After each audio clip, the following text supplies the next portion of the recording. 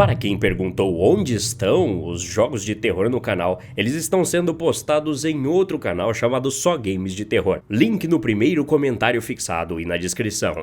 Definitivamente, o pior dia da minha vida foi quando o médico me disse que meu doce menino de 10 anos tinha apenas mais um ano de vida. Seu estágio 4 do câncer não o permitiria viver mais que isso. Sim, até hoje não imagino como Deus pôde fazer isso com sua própria criação, sem dá-la a oportunidade de viver nesse mundo com um tempo mais digno. Enfim, nesse tempo que ainda tínhamos, tentamos aproveitar ao máximo. O tiramos da escola e fizemos o ano inteiro só para ele. Aproveitamos todo o pouco tempo que tivemos, mas agora que tudo aconteceu, sinto acreditar que eu poderia ter feito muito mais e daria qualquer coisa por mais um momento com ele e minha esposa. Eventualmente, o tempo que o médico tinha dado de vida ao meu filho foi chegando e, felizmente, apesar de um caso infeliz, meu filho morreu durante o sono. Nunca esqueço desse dia. Fui acordá-lo como sempre fazia para tomar o café da manhã. E lá estava ele, ainda como uma tábua imóvel, com a luz do sol das janelas voltadas para seu rosto. Seu corpo estava paralisado na posição característica que meu filho era acostumado a pegar no sono, mas seus olhos estavam completamente abertos, vidrados e sem reação à luz solar. Depois disso, minha esposa, que antes era completamente social, se fechou emocionalmente e eu comecei a beber. Parei de acreditar em Deus como uma forma infantil de protestar o que nos havia acontecido, mas isso não significa que parei de orar, na esperança de encontrar uma maneira de ver meu filho novamente. Seja lá o que aconteceu nesse meio tempo, eu diria que minhas orações foram respondidas. Quando um homem estranho se aproximou de mim enquanto eu estava fazendo minha caminhada diária pela manhã. Ele usava um casaco preto, tinha longos cabelos pretos que quase enrolavam junto com uma camisa branca e calça azul. Olhando para ele, não parecia haver nada fora do comum. Era uma pessoa como qualquer outra andando por aí, que normalmente não notamos em dias comuns. Mas apesar disso, eu poderia dizer que aquele não era um homem comum. Ele se vangloriava por ter um conhecimento extraordinário da minha situação e, estranhamente, sabia tudo o que aconteceu em minha vida. Tipo, moramos no interior e, como consequência disso, os habitantes da cidade sabiam sobre nosso filho e sua trágica história. Mas esse homem, ele era diferente, parecia saber os segredos e anseios do meu íntimo, tinha noção do quanto eu estava desesperado para trazer meu filho de volta, como se pudesse sentir a sensação de vazio que me torturava todos os dias. Acho que posso ajudar a você ver seu filho novamente, mas só se você mantiver a mente aberta, ele me disse. Fiquei surpreso, mas eu não queria que médiums me dissessem que eu poderia conversar com meu filho pelo pouco dinheiro que me restava. Então, apenas continuei caminhando, mas o homem continuou me seguindo e disse algo perturbador. Seu filho diz que quer voltar para casa, viu? Ele sente falta de você e da mãe dele. Ele disse que gostaria de dividir uma cerveja com você de novo algum dia desses. O estranho disse calmamente. Eu vou explicar. Um dia, levei meu filho para pescar e dividi uma garrafa de cerveja com ele enquanto nos aproximávamos no final de sua vida. Eu disse a ele que esse seria nosso segredinho, porque eu queria beber com meu filho e ele deveria saber como era ficar bêbado. Afinal, essa era uma experiência que ele teria inevitavelmente quando crescesse, mas já que não iria crescer para vivenciar, me senti na obrigação de dar essa primeira experiência ao meu amado filho. Essa é uma das informações íntimas sobre a nossa vida, da qual não seria qualquer estranho de rua que teria condições de saber, a menos que ele realmente tivesse falado com o meu filho. O que você pode fazer por mim? Parei de caminhar e perguntei ao estranho. Automaticamente, ele enfiou a mão no bolso do casaco e me deu um pequeno diário preto. Basta ler as instruções e não pular sequer nenhum detalhe. Depois disso, o homem voltou a caminhar para o nada, como se estivesse seguindo mais um dia comum de sua vida. Curioso, li o livro assim que cheguei em casa, mantendo-o em segredo da minha esposa.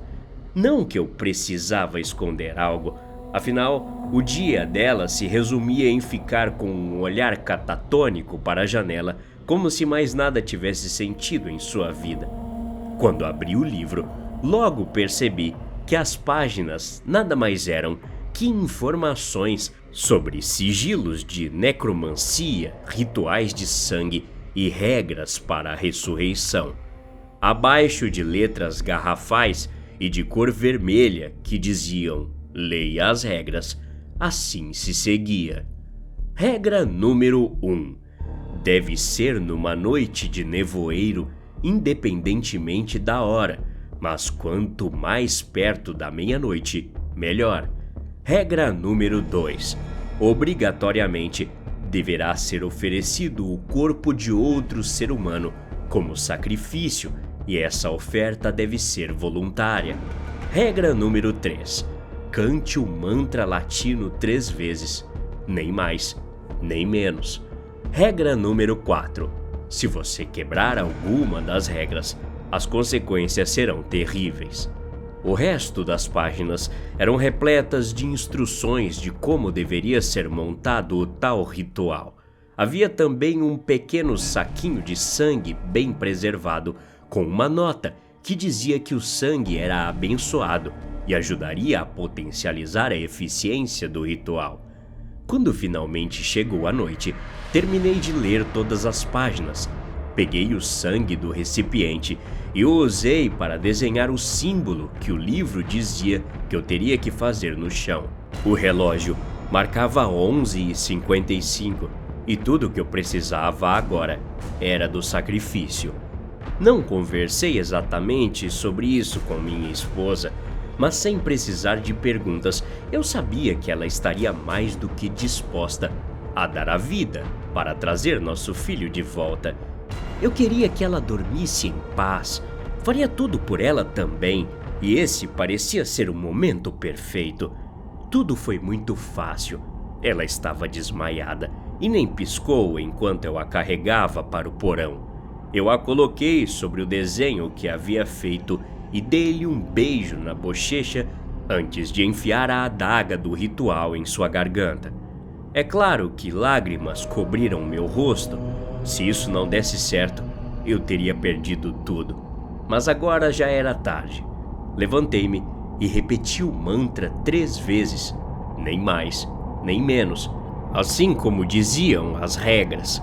Houve um estrondo ensurdecedor, semelhante ao som de um trovão lá em cima, e na mesma fração de segundo vi o corpo de minha esposa afundar em uma gosma de cor preta que lembrava vagamente sangue. A energia caiu por um momento antes de ligar novamente, e o que vi no círculo de invocação foi uma abominação que me traumatizaria pelo resto de minha miserável vida. Parecia a imagem distorcida do que antes havia sido meu filho, porém suas pernas eram muito curtas, seus braços muito longos e tinha garras inumanas onde deveriam ser seus dedos. Já seus olhos... Não, ele não tinha olhos, apenas buracos negros vazios como qualquer outra criatura do mal. Todos esses terrores não eram nada comparado à maneira como ele falava. Papai, papai. Sua voz soava como múltiplas vozes demoníacas vindas diretamente do inferno. Papai, papai. Eu estou machucado. Nesse instante, senti todas as emoções possíveis ao mesmo tempo. Meu corpo não sabia como reagir a isso, então, sem poder me controlar, desmaiei. Quando acordei, caído no chão e ainda sem forças, me deparei com a imagem daquela criatura pavorosa arranhando a porta incessantemente, e o som era semelhante a quando alguém esfrega um parafuso ou vários pregos em uma lousa. Ele estava repetindo alguma coisa. Quero, lá fora, sem sol no inferno.